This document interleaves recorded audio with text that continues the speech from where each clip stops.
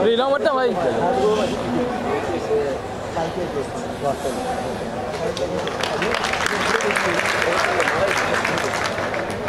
आवाज जोर से।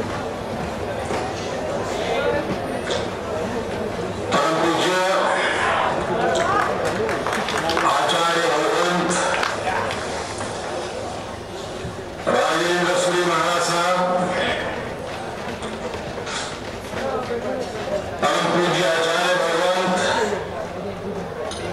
रत्न सुंदर सूरी महाराज साहब, श्री कपिल भाई, श्री कुमार भाई, श्री कौशिक भाई, वहां उपस्थित सभी आचार्य भगवंत, सभी साधु महाराज साहब, सभी श्रावक जन, कुछ समय पहले मैंने कोशिश की थी कि मेरी बात आप तक पहुंचे, लेकिन शायद टेक्नोलॉजी की कुछ सीमाएं होती हैं, बीच में व्यवधान आ गया और जैसे दूरदर्शन वाले कहते हैं, मैं भी कहता हूं रुकावट के लिए खेद है।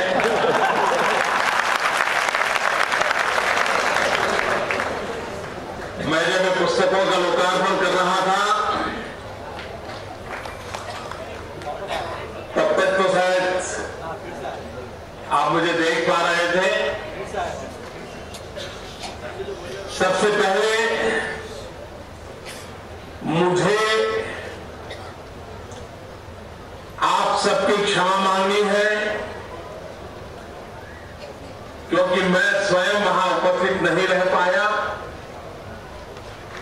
इसलिए मेरे लिए बहुत सौभाग्य का विषय होता कि सभी आचार्य भगवंतों के चरणों में बैठने का मुझे आज संभव हुआ होता, लेकिन कभी कभार समय की ऐसी सीमाएं रहती हैं, कुछ जिम्मेवारियां भी ऐसी रहती हैं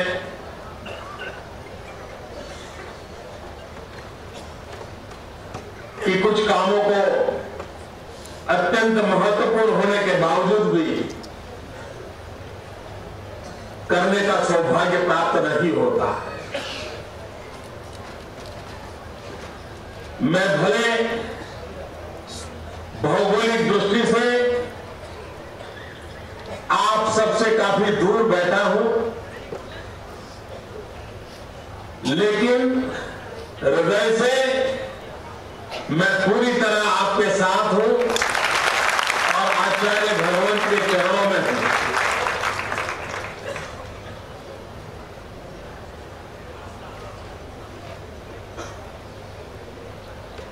आज मुझे ये 300वें ग्रंथ के लोकार्पण का अवसर मिला, लेकिन कहीं पर लिखा गया है ये साहित्य की रचनाएं हैं। मेरा उसमें थोड़ा मतभेद है। ये साहित्य की रचनाएं नहीं है, एक संत का अविरत तपस्या,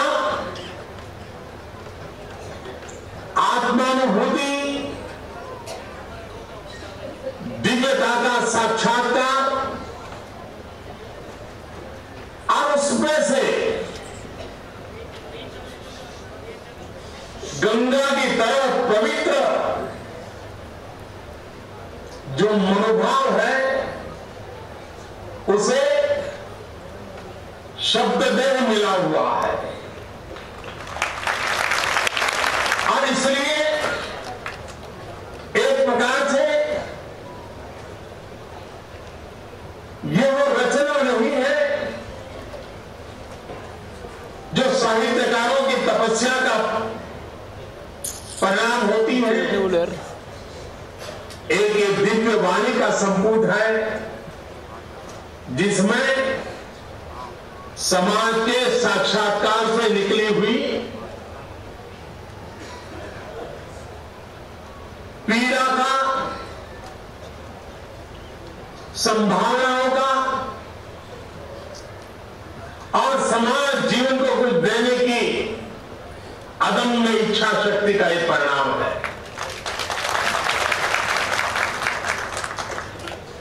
पचास साल मुनि की तरह एक अविरत भ्रमण,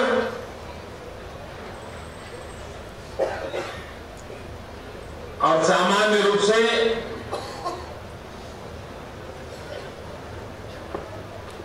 पूज्य महाराज साहब को सुनने के लिए हजारों लोगों की भीड़ लगी रहती है। उनके एक एक शब्द को सुनने के लिए हम जैसे सभी लोग लालायित रहते हैं। लेकिन ये भी विशेषता है कि वे एक उत्तम श्रोता भी है। श्रावकों के साथ बात करना, यात्रा के दरमियान छोटे छोटे लोगों से बातें सुनना, एक प्रकार से पूरे हिंदुस्तान के जीवन को अपनी इस यात्रा के दरमियान अपने भीतर समा लेने का उन्होंने एक अविरत प्रयास किया और उसी का परिणाम है कि उत्तम ये दिव्यता का अंश हम सबको प्राप्त हुआ है। सामान्य रूप से संतों महंतों के लिए, आचार्य भगवंतों के लिए धार्मिक परंपराओं की बातें करना, ईश्वर के साक्षात्कार की बातें करना भक्त समूह को अच्छा लगता है। लेकिन पूज्य महाराज साहब ने इससे हटकर के सिर्फ अपने श्रावकों को पसंद आ जाए, अपने भक्तजनों को पसंद आ जाए, उसी बातों को कहने के बजाय उन्होंने समाज की जो कमियां हैं, व्यक्ति के जीवन के जो दोष हैं, परिवार जीवन के सामने जो खतरे हैं, उसके खिलाफ आक्रोश व्यक्त करते रहे। कभी कभी उनकी वाणी में चांदनी की शीतलता महसूस होती है, तो कभी कभी तेजाब का भी अनुभव होता है। उनके शब्दों की ताकत कभी हमें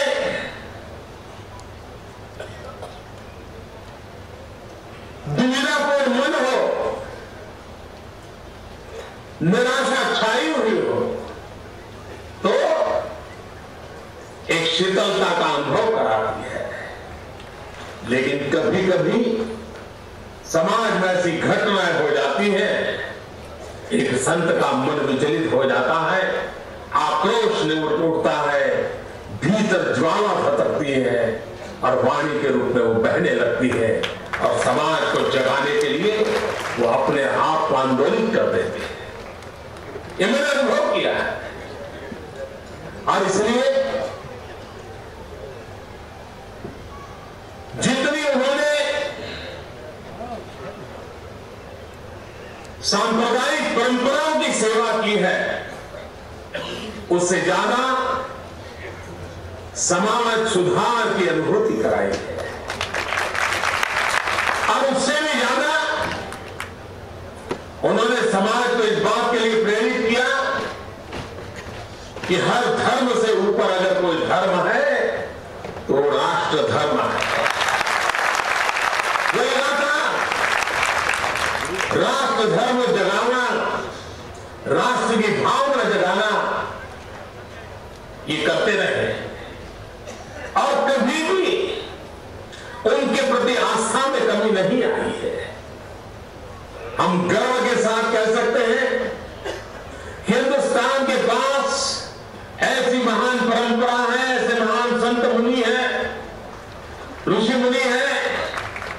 जिन्होंने अपनी तपस्या, अपने ज्ञान, अपने अनुभव का उपयोग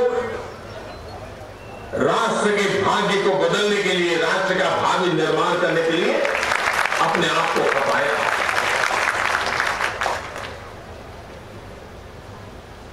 हम लोग हैं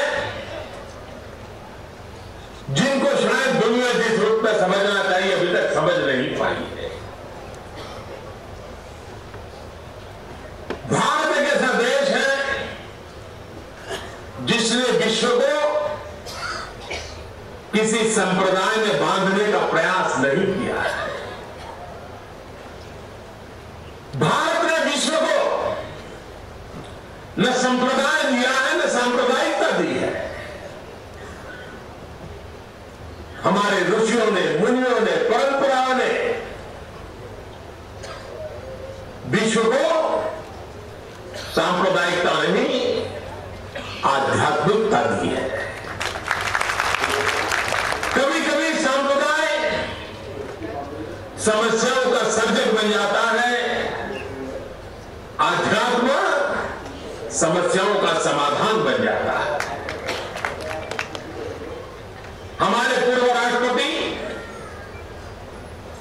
एपीजे अब्दुल कलाम हमेशा कहते थे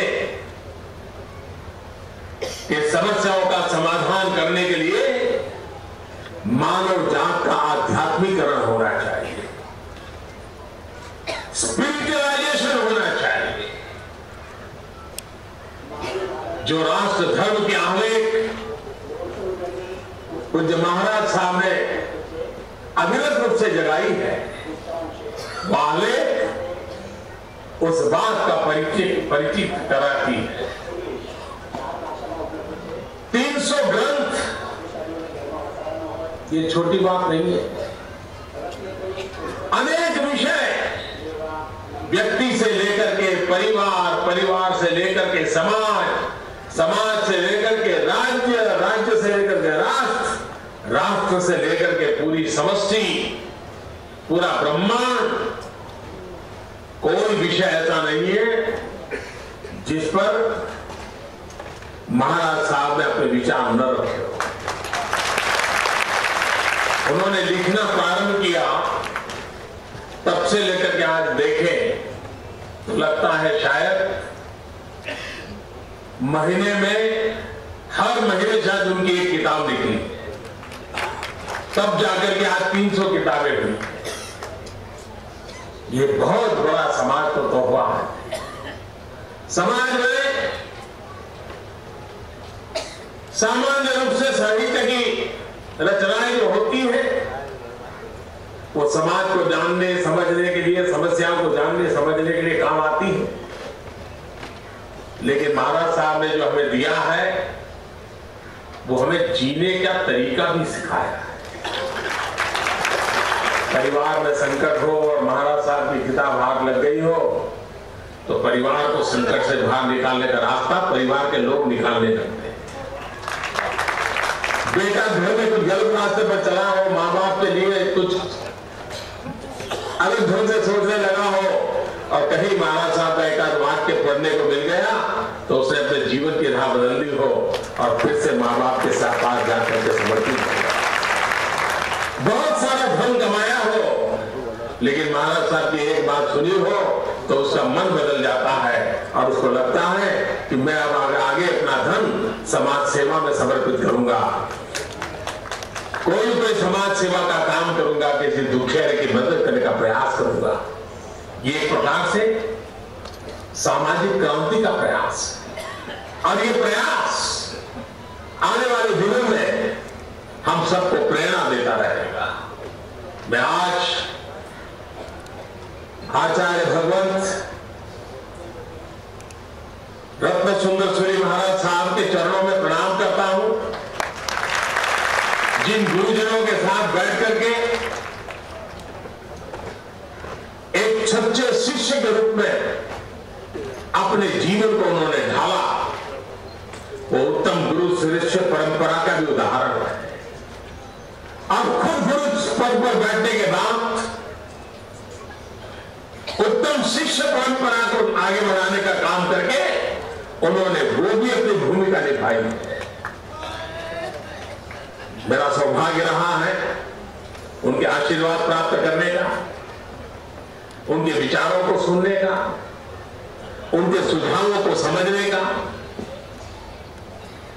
आज मेरा सौभाग्य है कि उनके ये 300वें ग्रंथ के लोकार्पण का मुझे अवसर मिला है और ये भी भारत भक्ति का ही उनका एक प्रयास है।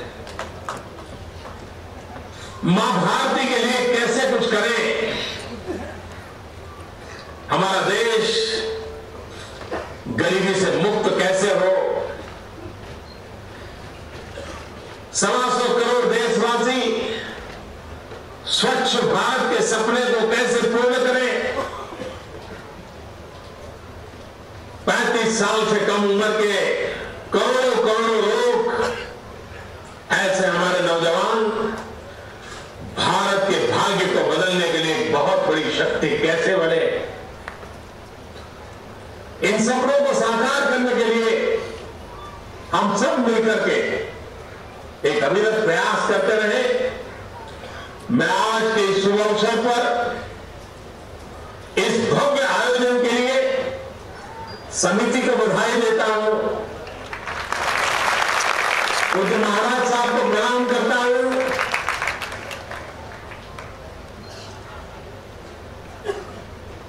और भगवान नारायण के चरणों में प्रार्थना करता हूं कि ऐसे आचार्य भगवान को ऐसी अपार शक्ति दे, ऐसी दिव्यता दे कि आने वाली सदियों तक मानव जाति के कल्याण के लिए उनका रास्ता हमें काम आए। मैं फिर एक बार आप सबको प्रणाम करता हूं, पूज्य महाराज साहब को प्रणाम करता हूं। बहुत बहुत धन्यवाद।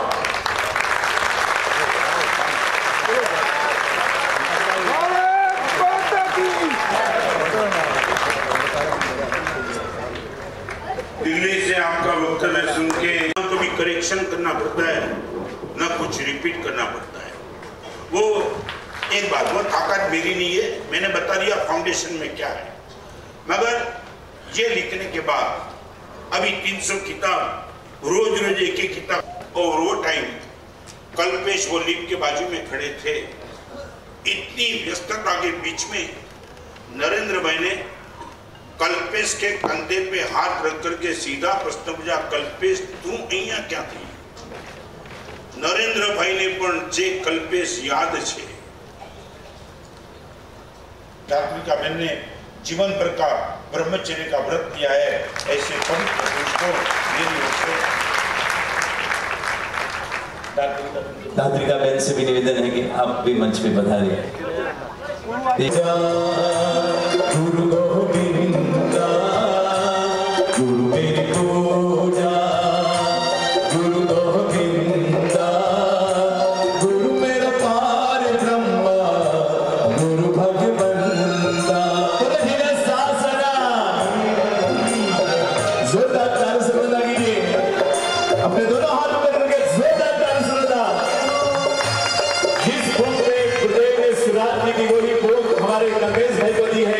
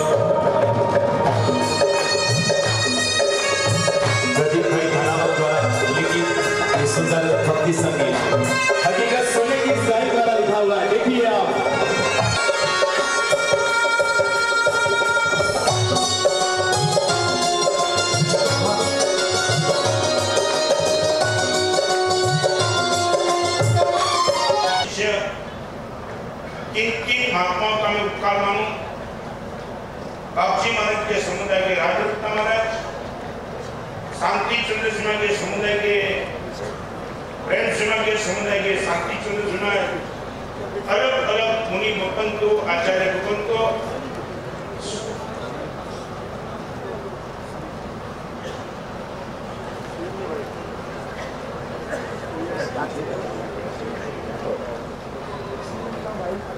देवेंद्र फडणवीस जी के घर से उनकी श्राविका अमृता फडणवीस जी गुरुदेव को यहाँ 300वीं पुस्तक के लोकार्पण पर बधाई देने आई है।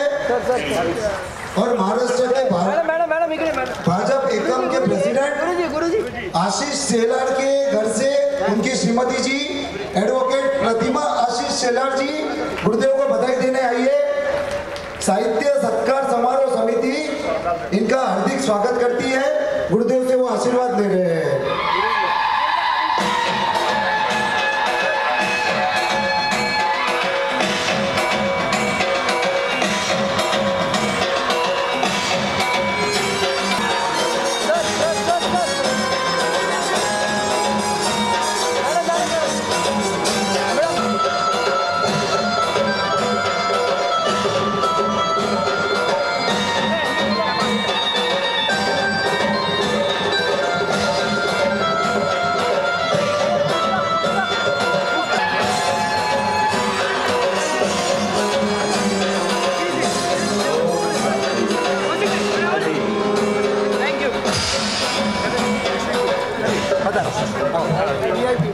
नहीं भी था, मगर गुरुदेव ने मुझे जो प्यार दिया है, प्यार। एक मिनट ये अपना ये आप यही मानते हो गुरुदेव ने मुझे मारा है?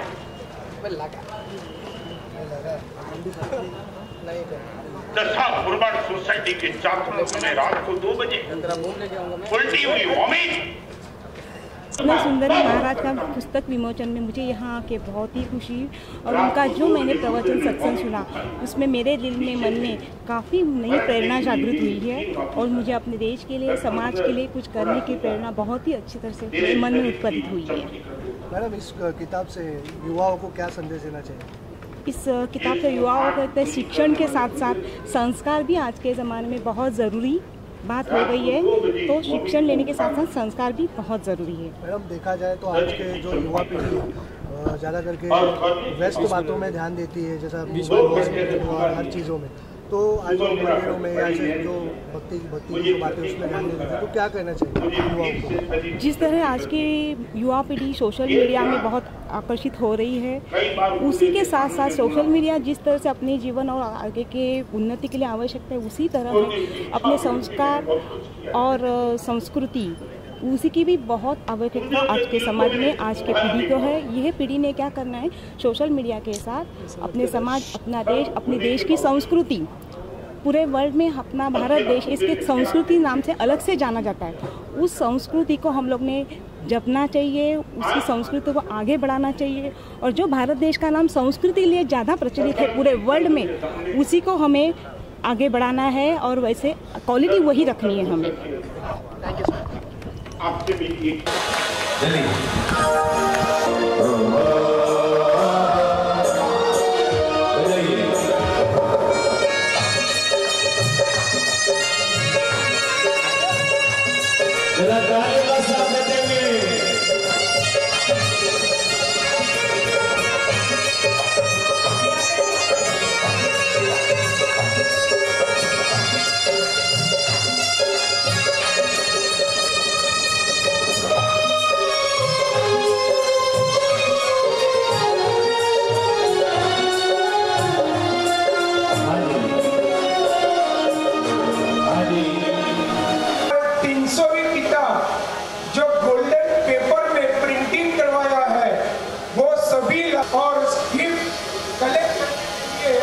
सबको विनती है, रत्नत्रयी ट्रस्ट की तरफ से गुरुदेव के साथ लास्ट 10 साल से जो काम कर रहे हैं वो पंडित जी, अनिल भाई, हेमराज, सबको एक गोल्डन बुक और एक गिफ्ट कार्यालय से लेके ही जाना है।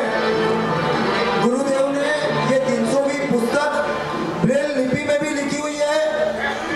जो भी ब्लाइंड है वो भी गुरुदेव के वचनों समझ पाए, यहाँ पर ब्रेल लिपि वाली पुस्तक गुरुदेव उनको अर्पण कर रहे हैं।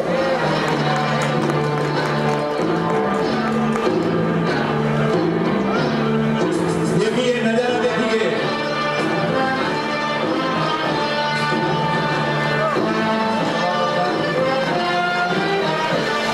बजाते रहो।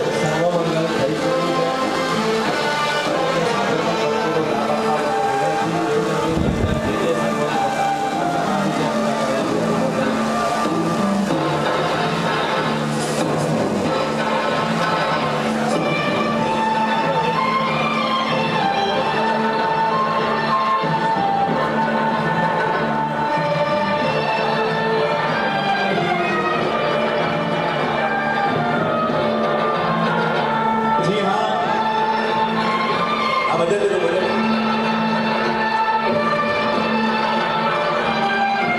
एक मिनट रुकना पड़ेगा।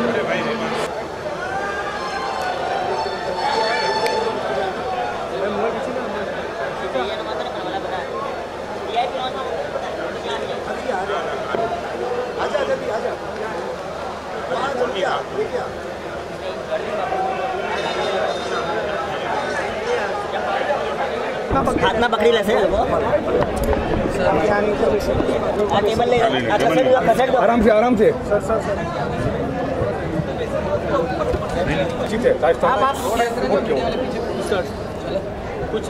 आप प्रश्न स्टार्ट कीजिए। सबसे पहले तो आज मोदी जी ने 300वीं बुक का विमोचन किया, क्या कहना चाहेंगे इस बारे में? एक देश का भी परम सद्भाग्य, इतने बड़े स्थान पे बैठने वाले एक व्यक्ति ने संत द्वारा लिखी गई कोई किताब जिनमें सिर्फ मॉरल कल्चर स्पिरिचुअल की बात है, उनको इतनी हाईलाइट देना, वो एक बात तो निश्चित तौर से कहता है कि करीबन कितने सालों के बाद ऐसे प्रधानमंत्री मिले हैं कि जो अपनी सत्ता से ज़्यादा संत को टॉप प्रायोरिटी देते हैं, और इससे हमें बहुत आनंद है। वो भी जैन समाज के लिए। जिस तरह की बात उन्होंने की, ऐसा लग रहा था कि वो पूरी बुक पढ़ चुके हैं, क्या कहना चाहिए? हाँ, तो बुक आपने 4 दिन के पहले मंगवाई थी कि मुझे पढ़ना है, तो जैसे वो बोलते थे तो ऐसा लगा कि बुक पूरी शायद नहीं भी पढ़ी हो, मगर बुक के चैप्टर पढ़ करके वो खुश हुए होंगे, ऐसे उनके वक्तव्य को सुन के लग रहा है। अच्छा, जनता को और मोदी जी को कुछ कहना चाहेंगे? हमारे मोदी जी को मैं इतना ही कहना चाहूँगा, सत्ता और संतों के बीच में अब तक जो वॉल थी, आपने ब्रिज बनाने का प्रयास शुरू किया है, वो ब्रिज इतना मजबूत बनाओ कि किसी की ताकत ब्रिज के कंकर को भी तोड़ने की न हो, और संत और सत्ता दोनों मिल करके हिंदुस्तान को पूरी दुनिया में टॉप पे ले जाए।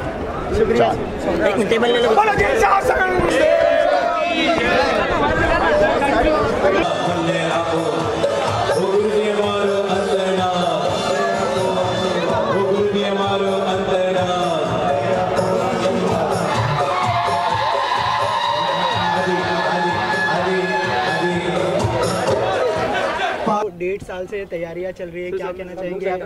आज 10वां दिन है, 300वीं पुस्तक का विमोचन हो चुका है, क्या कहना चाहेंगे? और भाई लाइट समझो।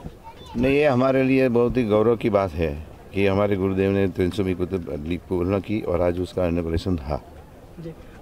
इस तैयारी के बारे में क्या कहना चाहेंगे, जो इतने सालों से तैयारियां चल रही थी? 1.5 साल से तैयारी चल रही है इस बार। नहीं, आज 1.5 साल से मानसिक तौर पे तैयारी चालू थी और बाद में उसको एप्लीकेशन किया गया आज पिछले 2 महीने के पहले। सर, किस तरह से दिमाग में आया कि इस तरह से ये जो भी सोच है वो भगवान मुझे सोच देते हैं और वही पूरा करते हैं। किसी दुनिया में और किसी की ताकत नहीं है कि ये पूरा कर सके। ये पूरा जो माहौल आपने देख रहे हैं, ये पूरा माहौल 1.5 महीने में किया गया है। एक रिकॉर्ड है। हम लोग आज घर में 10 बाय 15 का अगर हम लोग टॉयलेट बनाते हैं तो उसका आज 1 महीना चले जाता है। उसकी जगह पर आज 1.5 महीने में ये पूरी इमारतें खड़ी की गई है। तो क्या लोगों को क्या संदेश देना चाहते हैं?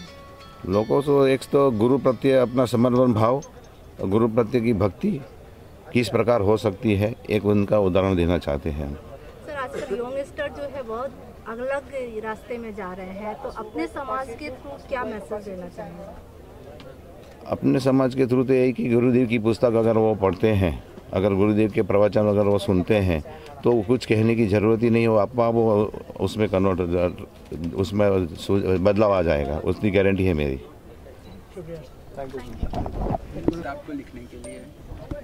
किताब को लिखने के लिए तो जो देश का माहौल देखा मैंने, एक बाप अपने बेटे को 10 करोड़ रुपया देके जाता है और बेटा यदि जुआ में और वाइन में ही पैसा उड़ा देता है तो बाप को व्यथा तो होती है कि मेरी विरासत को बेटा क्या कर रहा है। हमारे पूर्व पुरुषों ने इस देश को जो विरासत दी थी, वो विरासत का जिस ढंग से बदनाम हो रही है, उनकी वैल्यू जो डाउन हो रही है और डाउन की जाती है, उनको देखकर एक संत के नाते से मुझे वेदना हुई कि किसी भी हिसाब से विरासत को संभाल लेना चाहिए। और उनको लेकर के अभी तक जो किताब लिखी उसमें भी आउटपुट इतना अच्छा मिला कि सबको अच्छा चाहिए, कोई गाइड करने वाला नहीं है।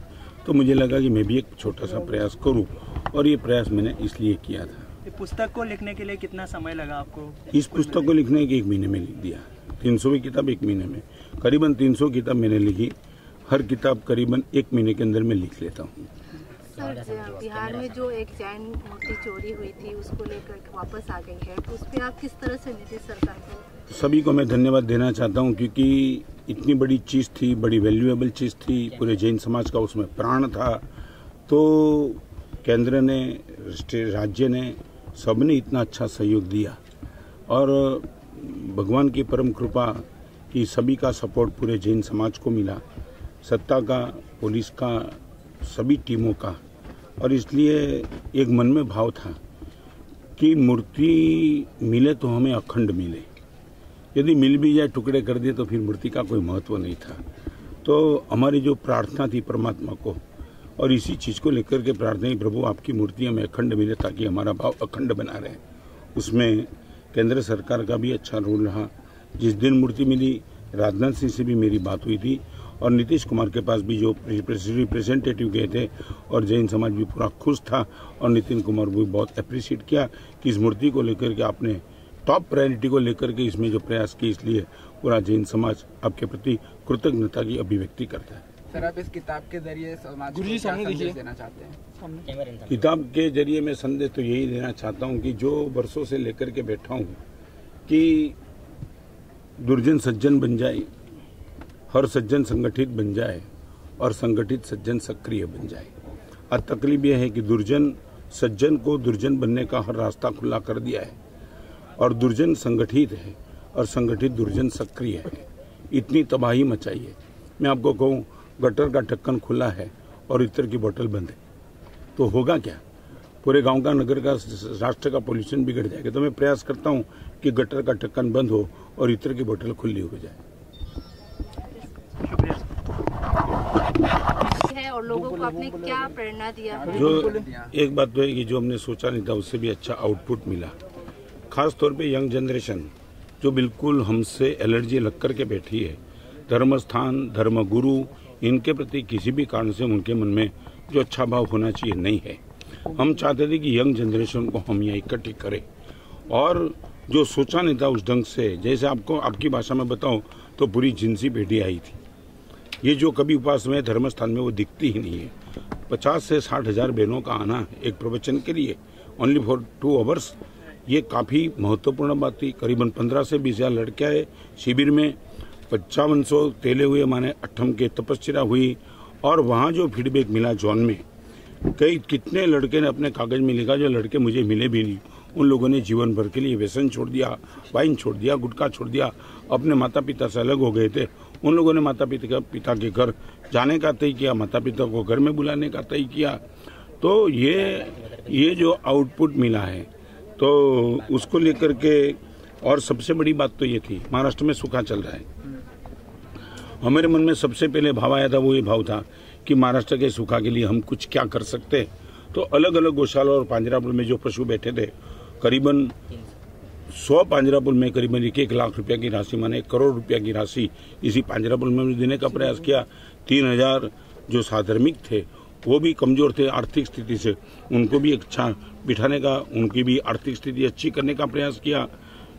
और चेन्नई में 3000 किट भेजी, ये जो रिक्वायरमेंट थी चेन्नई में आई थी। तो ऐसा ही नहीं कि इसी क्षेत्र में संपत्ति का सदुपयोग हुआ, जहाँ जहाँ भी रिक्वायरमेंट थी हर जगह याद करते करते करते वहाँ पैसा भेज दिया। तो सबसे बड़ी बात तो ये थी कि 10 दिन में इतनी बड़ी व्यवस्था और कोई हादसा नहीं, कोई तूफान नहीं, न कोई जलन। और ये जब समाचार मिला उसके मुताबिक करीबन 10 दिन में 12 से 13 लाख लोगों की विजिट हुई।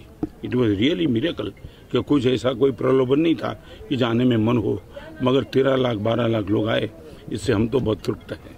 सर आजकल काफी बच्चे जो है वो ISIA में ज्वाइंट होने जा रहे हैं, आप अपना मैसेज क्या दें? मेरा ये मैसेज देना चाहता हूँ, कोई भी बच्चे ISIA में कि कहीं भी जा रहे हो, हिंसा, वैर और क्रोध, इनके रूट में हमें जाना पड़ेगा।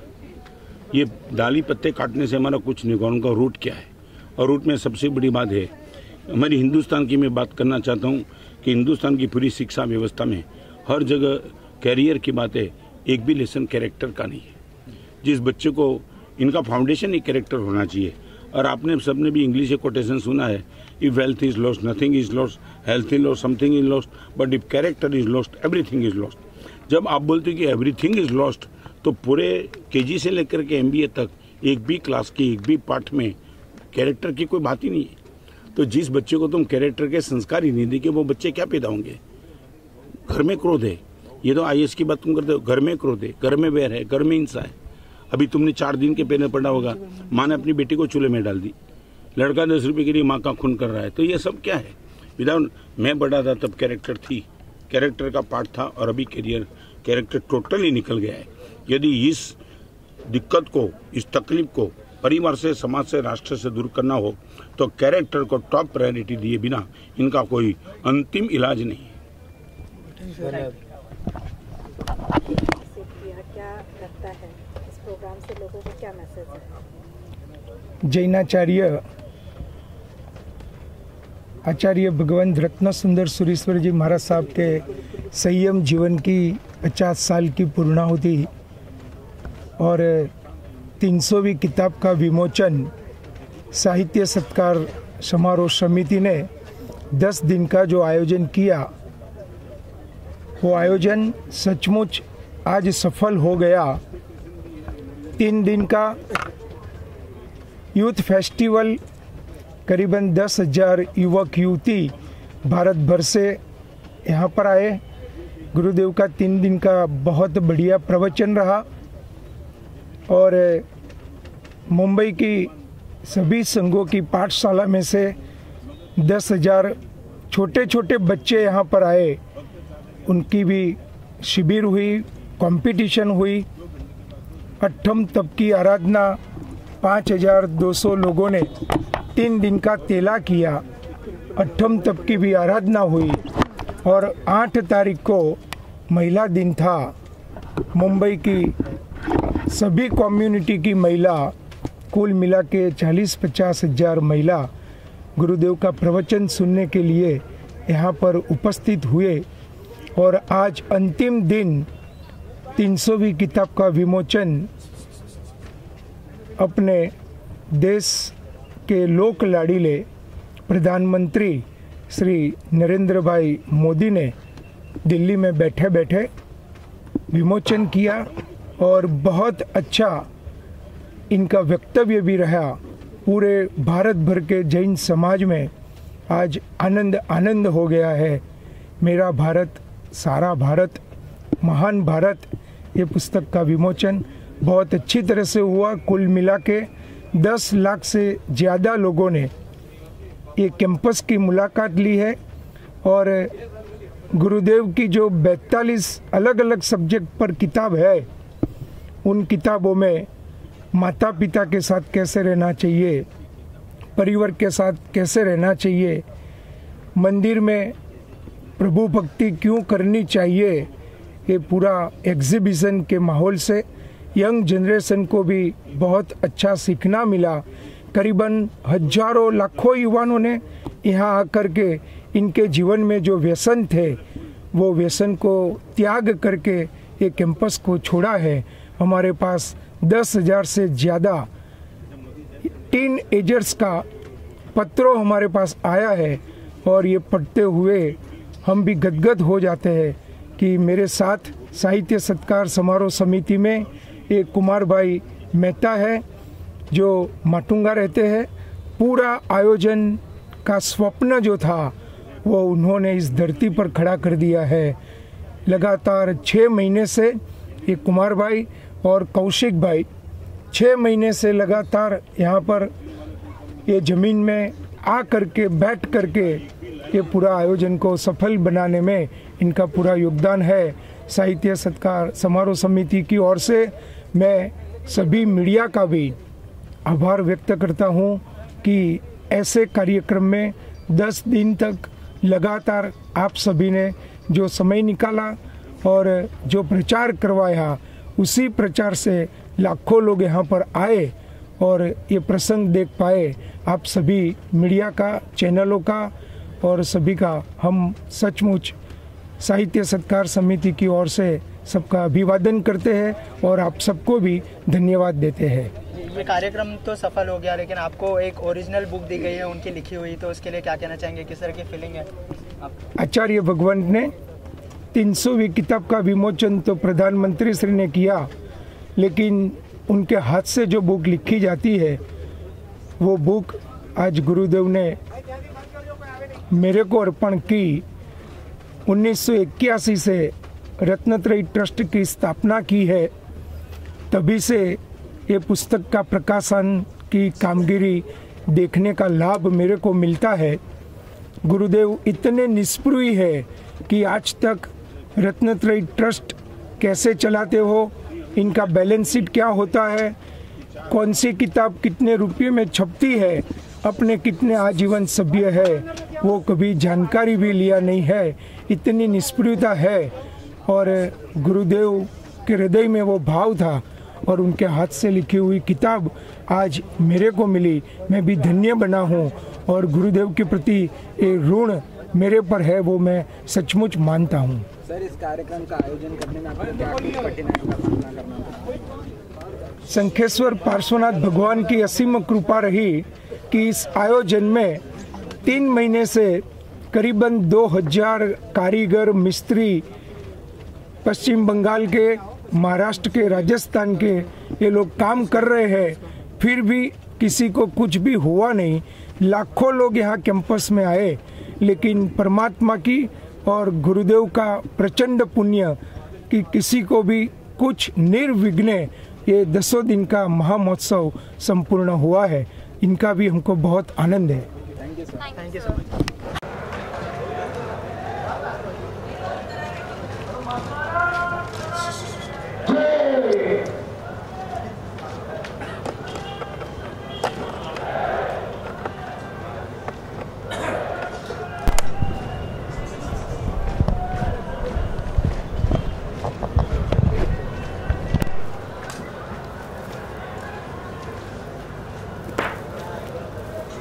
क्या मजा है।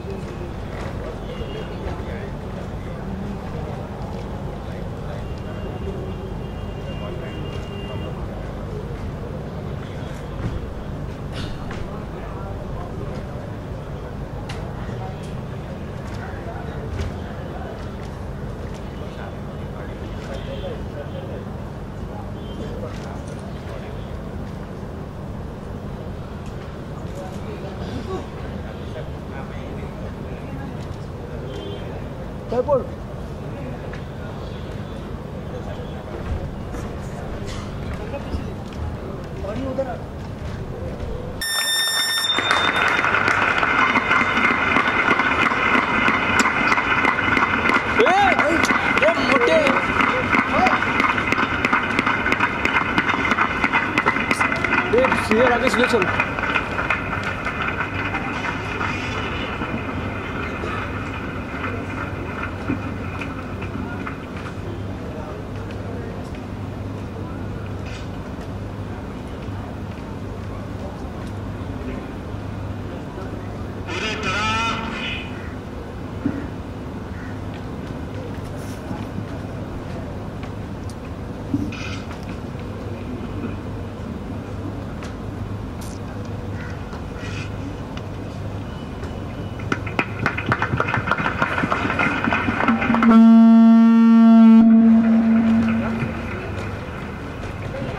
लोकार्पण हो रहा है। मैं मिल गया थोड़ा अपने यूनाइटेड स्टेट की कांग्रेस बराक ओबामा जिस पार्टी से है, उस कांग्रेस पार्टी को पता चला कि भारत में जिन शासन के सरताज ऐसे परम पूज्य गुरुदेव रत्न सुंदर सुरेश्वर जी महाराजा साहित्य जगत में एक नया इतिहास रच रहे हैं। आज तक कोई भी साहित्यकार एक भाषा में 300 पुस्तक का विक्रम नहीं कर पाया था। यह विक्रम गुरुदेव ने किया है और उस कांग्रेस ने, यूनाइटेड स्टेट की कांग्रेस ने गुरुदेव को अभिवादन पत्र भेजा है। उसका लोकार्पण यहाँ पर हो रहा है। कांग्रेस पार्टी के माइक क्विकली उन्होंने ये पत्र यहाँ पर भेजा हुआ है। यह पत्र साहित्य सत्कार समिति समारोह की ओर से गुरुदेव को भेंट दी जाएगी। गुरु हमारो अंदर नाथ हमने आंखों का आशीर्वाद, गुरु हमारो अंदर नाथ हमने आंखों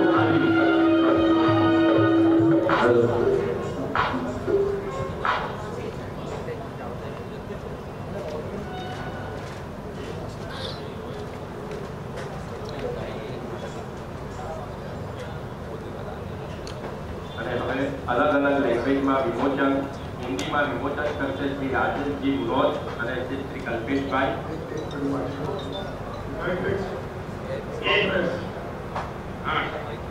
Dear Acharya Srimad Vijay Ratna Sukar Maharaj, please accept my sincere congratulations for the publication of your 300 book. This occasion is to be celebrated as a testament to your spiritual commitment and dedication. Your path to sainthood first began 45 years ago, and since that time, we have not only affected both personal, spiritual lives of millions of people, but also inspired social change. Your message of love, harmony and peace is needed more than ever in a world too often beset with violence and fear. We all have something to learn from you as you strive to break down the barriers of caste, race, gender and religion. It is clear that your life has involved deep personal sacrifice, and your journey towards liberation is to be admired. Enjoy the celebration of this major milestone, and again accept my best wishes and congratulations. Sincerely, Mike Wrigley, Member of Congress. Thank you.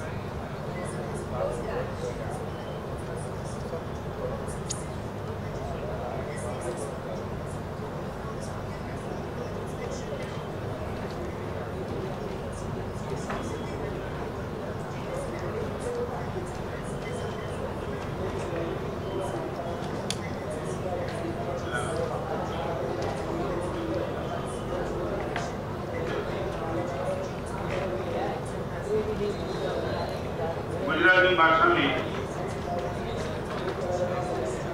इन किताब का विमोचन हुआ। हिंदी, मराठी, अंग्रेजी और Braille लिपि में 2 ही minute में इनका विमोचन होने जा रहा है। रायपुर के छात्रावास में जिनका बहुत बड़ा योगदान रहा, रायपुर प्रवेश के बाद 5 दिन का भव्य महोत्सव अपने घर पे रख करके हजारों लोगों को परमात्मा के वचन का स्वाद कराने में जो निमित्त बने, छत्तीसगढ़ के प्रधानमंडल में जिनका स्थान अत्यंत महत्वपूर्ण है। और ये साहित्य सत्कार समारोह की बात जब से चली तब से आपने न सिर्फ राय दी है, समय भी दिया, सोच भी दी, संपत्ति का भी योगदान अच्छा दिया। वही राजेश मनोज आज आए। मैं चाहता हूं हिंदी किताब का विमोचन आपके हाथ से हो।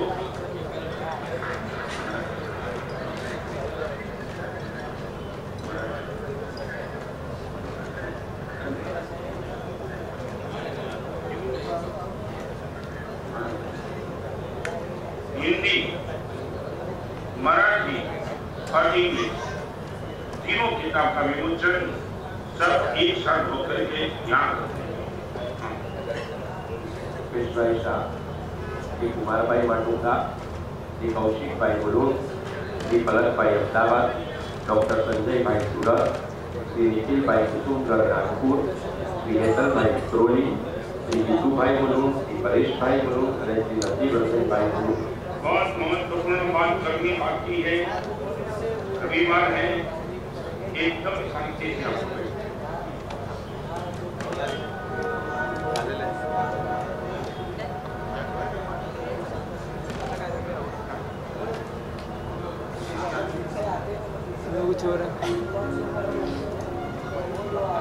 चलो चलो उत्सव मनाए, शारदे फूल को शीश झुकाए।